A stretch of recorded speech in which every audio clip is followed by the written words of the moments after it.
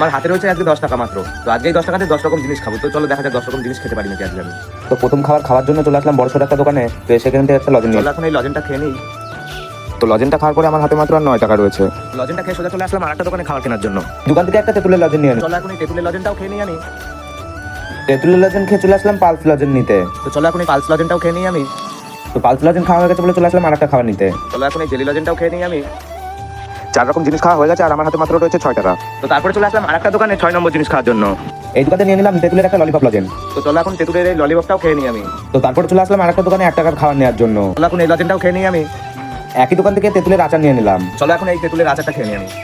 তো তারপর চলে আসলাম আরেকটা দোকানে এসে নিয়ে নিলাম লঙ্কার আচার। এই লঙ্কার আচারটাও খেয়ে নিই আমি। তো আবার চলে আসলাম একই দোকানে আবার একটা খাওয়া দাও। তো এখান থেকে নিয়ে নিলাম একটা এখন এই লজেনটাও খেয়ে নিই আমি।